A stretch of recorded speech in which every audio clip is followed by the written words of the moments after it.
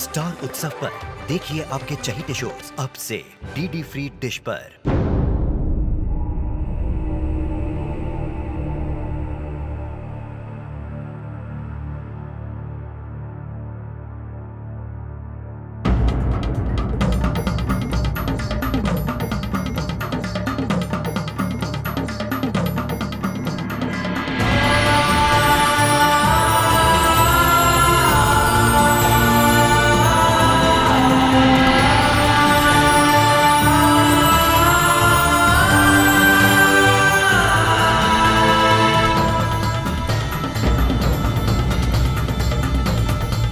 पार्वती,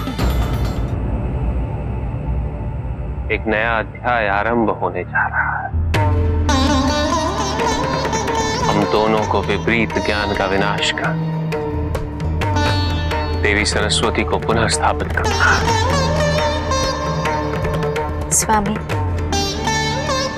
इस महत्वपूर्ण कार्य में हम हर प्रकार से आपकी सहायता करेंगे।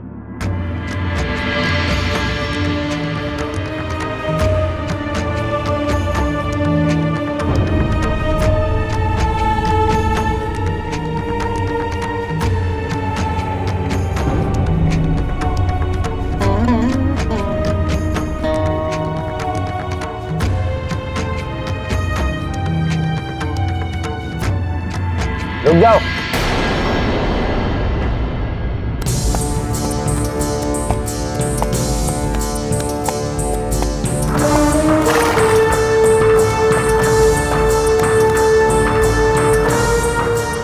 कहीं बाहर से आए प्रतीत हो रहे हो तुम दोनों। कहां जा रहे थे अंदर नगर में, वो भी बिना प्रवेश शुल्क दिए? पहले शुल्क दो फिर अंदर जाओ। शुल्क? कितना शुल्क? 10 स्वर्ण मुद्राएं। 10 स्वर्ण मुद्राएं? यदि तुम्हारे पास स्वर्ण मुद्राएं ना हो तो अपनी पत्नी के आभूषण ही दे दो।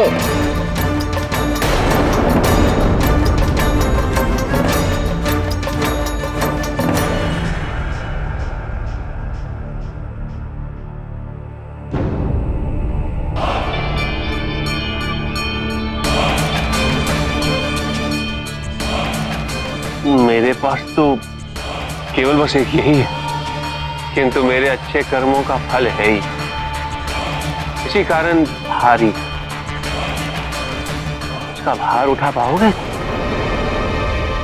हे निर्धन, तेरे लिए मात्र 1 स्वर्ण मुद्रा ही भारी है, परंतु हमारे लिए ये सामान्य सी बात है। चल, वो स्वर्ण मुद्रा हमारी इस झोली में डाल दे। ऐसी तुम्हारी इच्छा।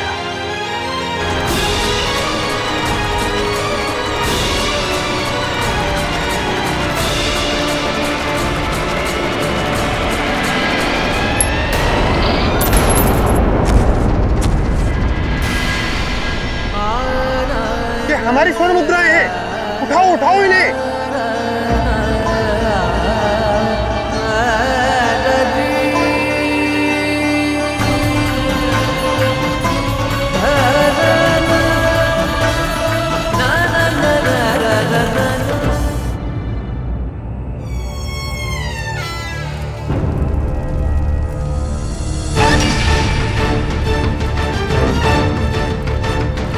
धिक्कार है आचार्य ज्ञान मूर्ति।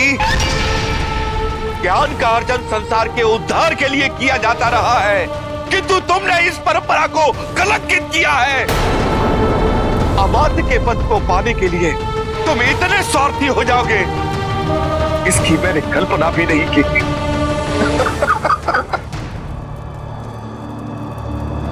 तुम्हें क्या लगता है इतना सब कुछ जो मैंने किया वो केवल एक अमात्य के पद को प्राप्त करने के लिए?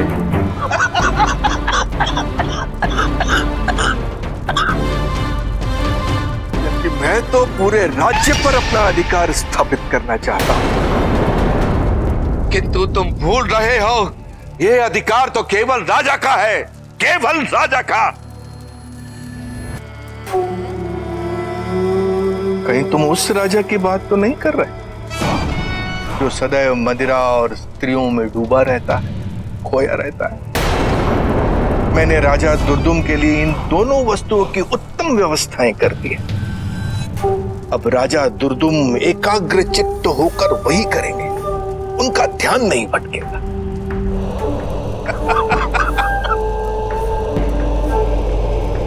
नाम होगा राजा का और शासन करेगा ये ज्ञानमूर्ति, आचार्य ज्ञानमूर्ति। अविद्या फैलाकर। साधु साधु, तुम उतने भी मूर्ख नहीं हो सुमुख जितना मैंने सोचा था। तुमने ठीक कहा, अशिक्षा फैलाकर। कितनों को रोकोगे? जो धन राशि देकर विद्या प्राप्त कर रहे हैं वो तो शिक्षित हो ही जाएंगे ना। कैसी बातें करते हो सुमुख? जो शिक्षा को क्रय करने की विचारधारा से सहमत हैं, उन दुष्टों को केवल विपरीत शिक्षा दी जाएगी। अर्थात तुम उनके साथ विश्वासघात कर रहे हो। मैं जो कर रहा हूं राज्य के लिए कर रहा हूं, जो करूंगा वो राज करने के लिए करूंगा।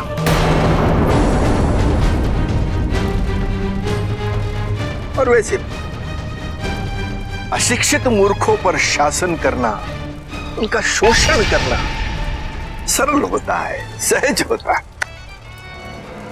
क्योंकि वो विद्रोह नहीं करते।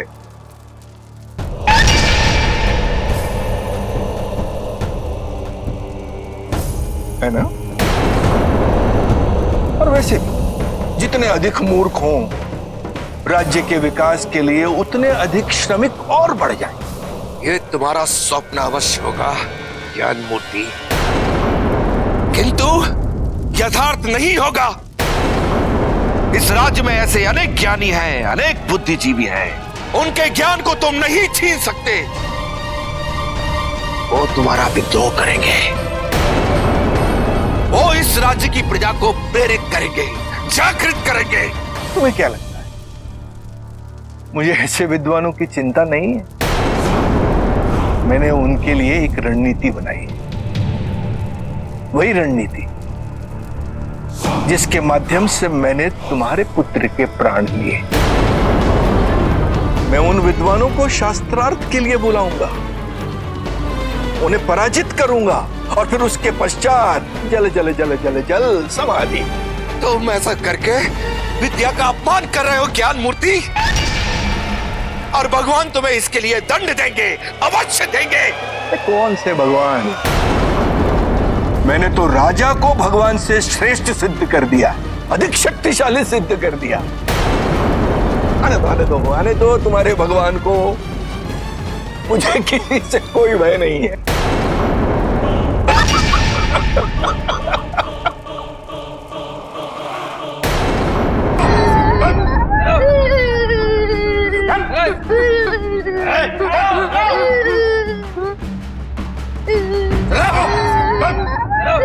जाओ।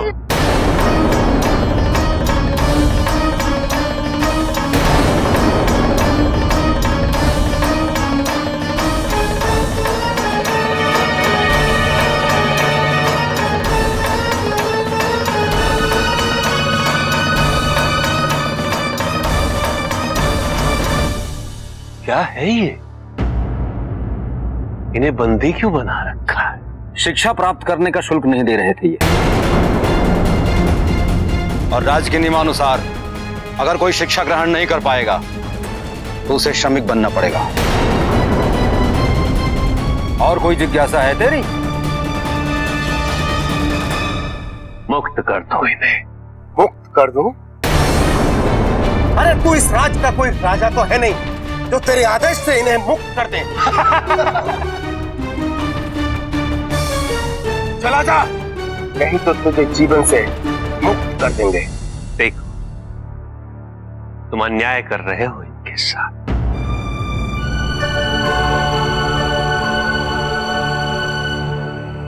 और ये नियम जो तुम्हारे राजा ने बनाए,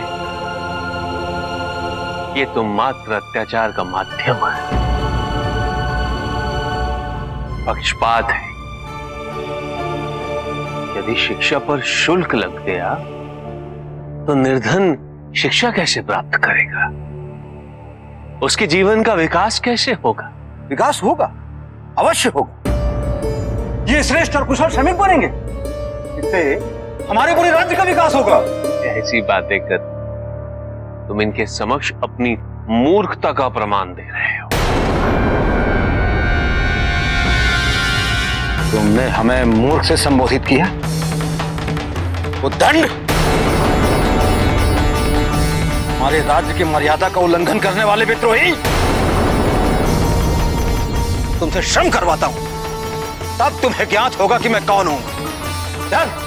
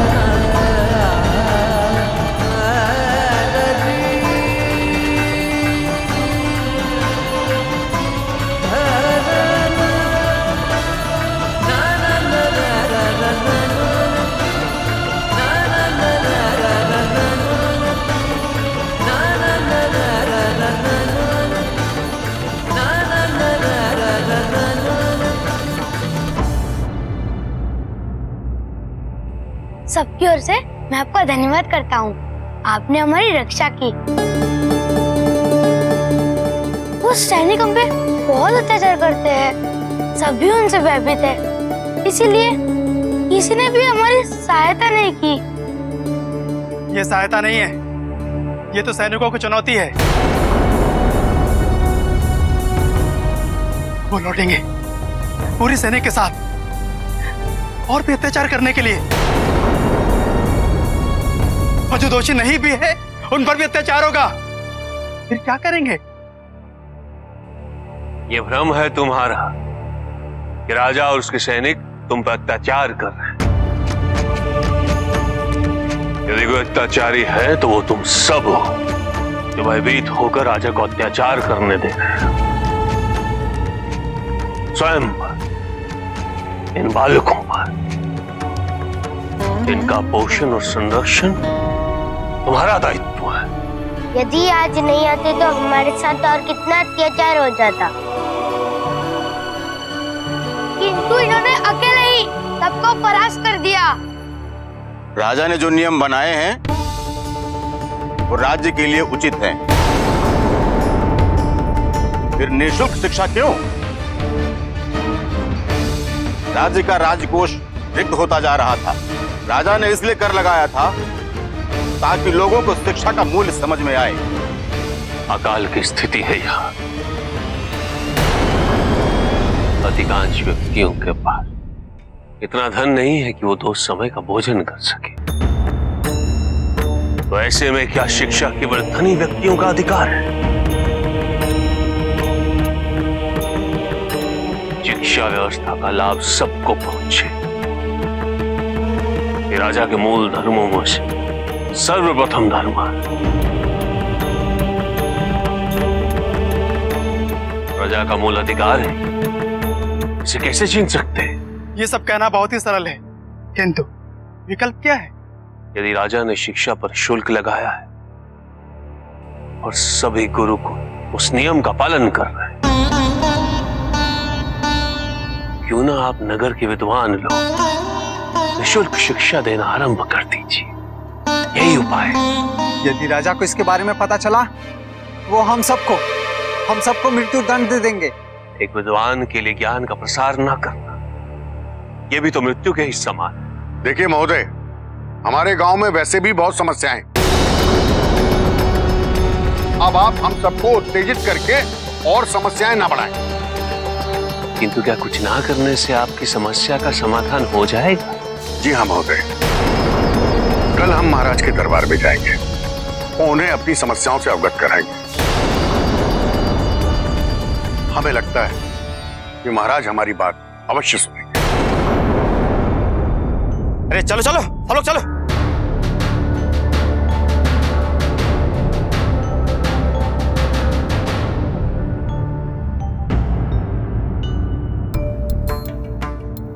क्या नाम है तुम्हारा? गांगेय, क्योंकि मेरा जन्म पावन गंगा नदी के तट पर हुआ था। अति सुंदर। तुम्हारा मन भी गंगा की तरह पवित्र है। एक निवेदन करूं? स्वीकार करेंगे? अवश्य। क्या आप मेरे साथ मेरे माता पिता से भेंट करने चलेंगे? उन्हें प्रसन्नता होगी।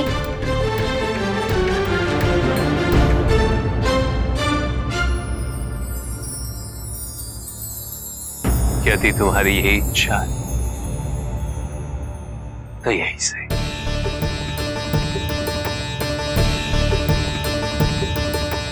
आओ, मैं आपको ले चलता हूँ। आओ।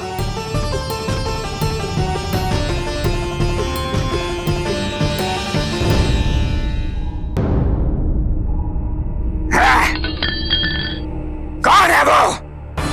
उसने मेरे सैनिकों को पराजित करने का दुस्साहस किया। अमर्त्य ज्ञान मूर्ति। जी महाराज। कैसी व्यवस्था है तुम्हारी? हमने तुम्हें इसलिए अमर्त्य नियुक्त नहीं किया। मेरे राज्य, मेरे ही सैनिकों का भय समाप्त हो जाए। वो हमारे राज्य का नहीं था महाराज। वो जो भी है, वो जहां का भी था, अब तक मेरे समक्ष क्यों नहीं लाया गया? हमारे गुप्तचर उसे ढूंढ रहे हैं। ढूंढ रहे हैं? ज्ञान मूर्ति, स्मरण रहे, हमने तुम्हें अमर्त्य इसलिए नहीं बनाया, हमारी चिंताएं बढ़ाई। हमने तुम्हें इतने अधिकार दिए, इतनी शक्तियां दी, सब कार्य तुम करो और मैं केवल सुखों का भोग करो। जानता हूं महाराज, आपके सुखों की चिंता मुझसे अधिक और किसे हो सकती है।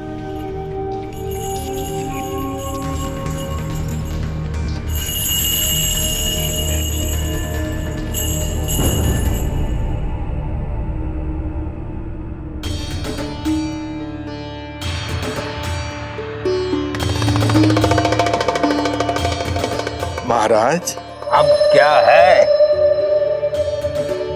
आपकी चिंताएं दूर करने के लिए, आपको सुखी करने के लिए हमारे गुप्तचरों की नवीनतम खोज।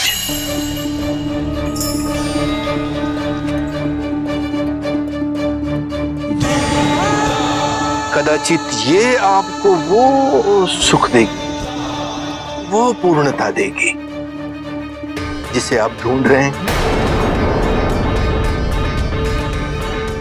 महाराज,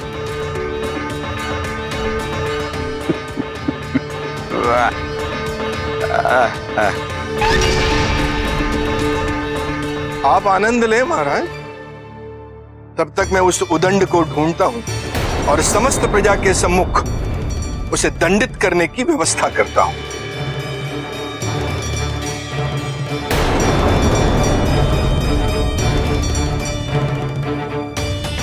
आनंद, अत्यानंद। देवताओं के शत्रु की प्रशंसा करने से अच्छा है देवी कि आप मौन रहे।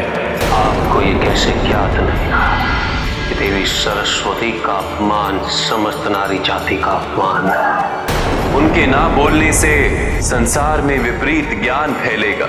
इस क्षण सबसे बड़ी चिंता यही है कि देवी सरस्वती के मौन हो जाने के कारण इस संसार की क्या स्थिति होगी। देखिए ब्रह्मदेव, विध्वंस का बीजारोपण आपके द्वारा देवी सरस्वती को दिए गए श्राप का प्रभाव किस प्रकार प्रत्यक्ष हो रहा है।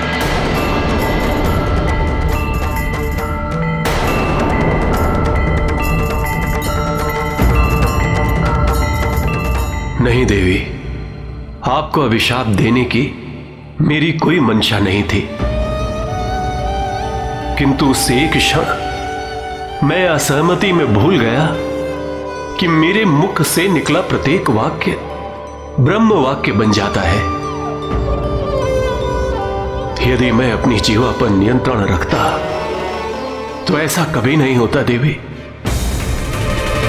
मैंने आपको अपने से दूर करने का घोर अपराध किया है और आपके सानिध्य से वंचित होने का दंड भुगत रहा हूं। इतनी दूर चली गई हैं आप कि मैं भी आप तक पहुंचने में असमर्थ हूं। देवी, यदि संभव हो तो मुझे क्षमा कर दीजिए। मेरी भूल का दंड इस संसार को मत दीजिए देवी। लौट आइए देवी, लौट आइए।